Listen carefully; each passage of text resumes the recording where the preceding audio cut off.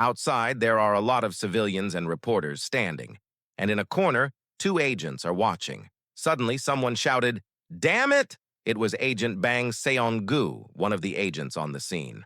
Beside him stood Kim Hyun-woo. Hyun-woo asked what Gilma Hyung had said. Seong-gu replied that he just said to wait for the wave, and he seemed very busy. Hyun-woo told him rifts had appeared simultaneously in other countries as well. This was the first time something like this has happened, but those countries have managed to control things quickly. Seong-gu grew furious and said, "And we are stuck here all because of that bastard." He shouted that when the man came out of the rift, he's going to beat the shit out of him. On the news, it was officially announced that it has been 28 days since the rift appeared. And if the person inside the rift didn't come out, suddenly, someone turned the TV off. It was the gangster. He asked his assistant if the person mentioned in the news was Seo Dojun. A man in glasses, Kim Yeon-gu, the gangster's right-hand man, confirmed it.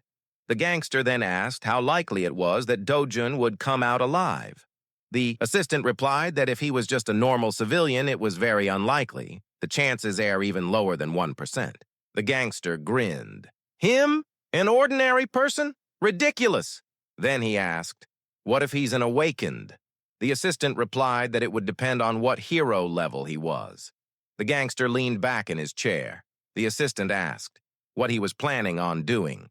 The gangster said, "For now, keep them safe. If he dies in the rift, we'll sell his family. If he survives, we'll put him in debt, saying we took care of them while he was in the rift."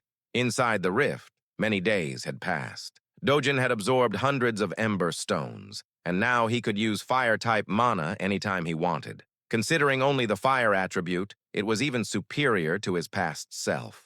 He then looked toward the world tree and thanked it for its help, both now and in the past. He began to gather mana stones and put them in a bag. He looked back one last time and then started to leave the rift. As soon as he stepped out, he didn't sense any humans within a kilometer radius. He then sensed a strong presence in a direction and began moving toward it. It was the two agents standing near the rift. Dojun realized that if they saw him, it could get troublesome, so he used his newly acquired power and shot a fireball toward an empty junkyard. As soon as the fireball hit, a huge explosion occurred. Both agents were startled and immediately sprinted toward the junkyard. By the time they arrived, it was already enveloped in flames. Dojun looked at the fire and wondered how Tusk, his old comrade and the strongest fire mage, will think about his power. Hyunwoo suddenly noticed a change in the air. Turning his head toward the rift, he noticed the rift was changing. Both agents ran back toward the rift and were shocked. The rift had started disappearing. While everyone was distracted, Dojun quietly walked away. The next day, every news channel reported the sudden disappearance of the rift. The public was shocked and confused, wondering what had happened to the man inside. Some said he was probably dead. Dojun arrived at the HCS Capitol building. Inside, there were thugs talking. One of them mentioned Dojun's family, saying, "That little girl, she might turn out pretty decent when she grows up. The boss is probably thinking of ways to use her." At that moment, Dojun walked in, furious. Outside, a car stopped. The gangster and his assistant stepped out. The gangster, happy, thought Dojun was finally dead. He asked for the day's schedule. His assistant replied that he only had lunch with CEO Beck.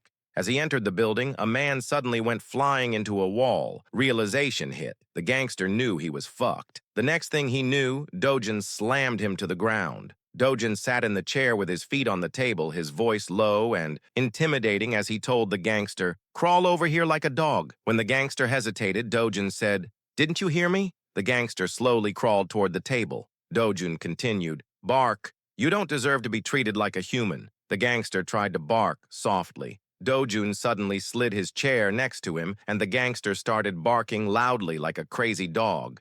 Dojun told him he had dealt with many like him in the past, asking, "Do you think this is my first time?" The gangster begged for mercy, swearing he'd be a loyal dog. Dojun kicked him in the chin, leaving his nose bleeding.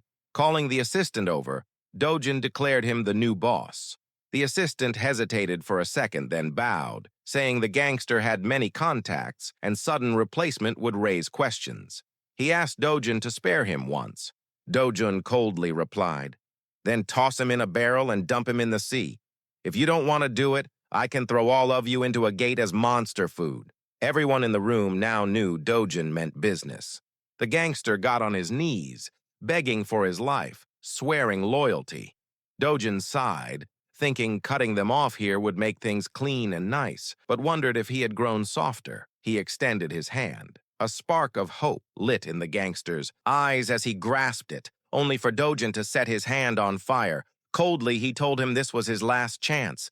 With a flick, the gangster's whole hand was seared and burned. Dojin then told them from now on, they were responsible for his family's safety.